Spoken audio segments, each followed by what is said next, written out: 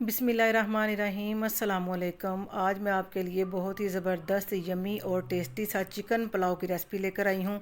1 kilo चावल की chicken की रेसिपी पुलाव की आपके दे रही हूँ। तो बहुत मज़े का ये बनकर तैयार होता है। तो चिकन पुलाव बनाने के लिए हमने एक पतीले में 1 कप ऑयल यानी कि 1 पाव हमने ऑयल ले लिया है। आप इसको घी में भी बना सकते हैं यहाँ। तो इसको हम गर्म करेंगे। जैसे ही गर्म हो जाए इसके अंदर थोड़ा सा ज़ीरा, एक तेज़ पत्ता और दालचीनी का टुकड़ा, 2 से 3 लौंग और 2 मोटी इलायची और एक बादियान का फूल हमने इसके अंदर ऐड किया है और इसको हमने आधे मिनट के लिए कड़कड़ा लेना है।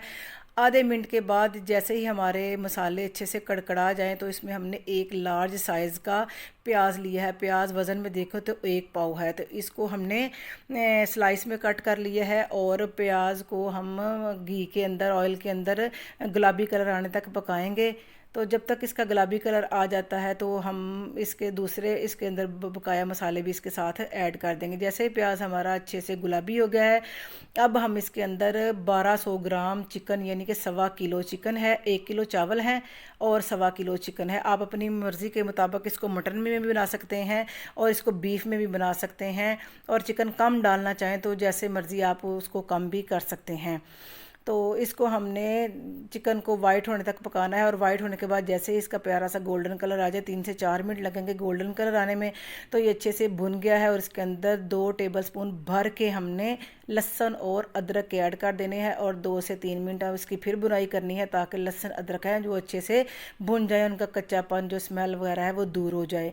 2 से 3 मिनट भुनने के बाद तकरीबन ये हमने 3 बड़े साइज़ के टमाटर लिए हैं। इनको भी चॉप कर लिए है। अगर आप चॉप नहीं करना चाहते तो आप इनको छोटी कटिंग में भी काट के डाल सकते हैं। और 3 टेबलस्पून सब्ज़ मिर्चों का है, वो भी हमने चॉप कर ली हैं। और इन दोनों चीज़ों को, टमाटर और मिर्चों को अच्छे से 2 से 3 मिनट इनकी भुनाई करेंगे ताकि मसाले अच्छे से चिकन में इनका फ्लेवर आ जाए।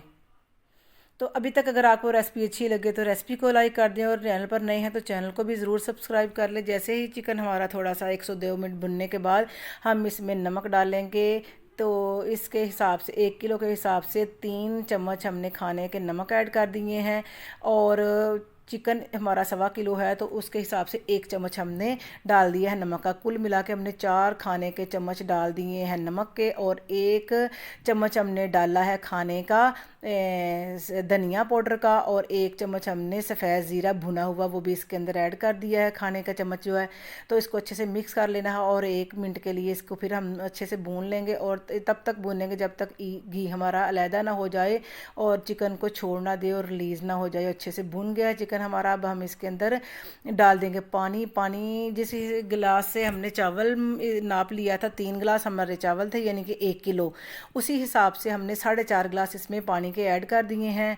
तो इसको हम बॉयल करेंगे, पकाएंगे 10 से 12 मिनट मीडियम आंच के ऊपर ताकि चिकन भी हमारा अच्छे से सॉफ्ट हो जाए और पानी भी अच्छे से हमारा बॉयल आ जाए और पक जाए।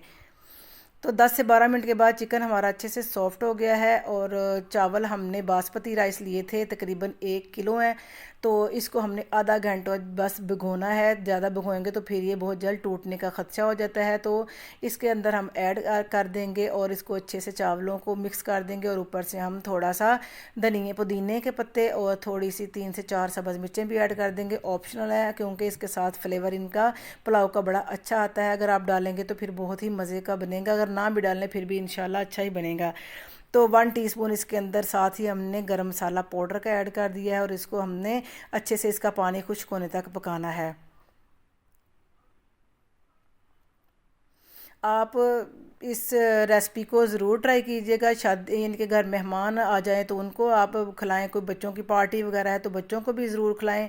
तो जैसे ही पानी हमारा खुश्क हो जाए हमने इसको दम लगा देना है। रुमाल की मदद से इसके ढक्कन को कवर करके अच्छे से बिल्कुल लो आंच के ऊपर 7 से 10 मिनट हमने दम लगा दिया है। ये दम के बाद देखें कितने खिले खिले और बिल्कुल हमारे चावल नरम भी हैं और खिले खिले भी हैं और जुड़े भी नहीं।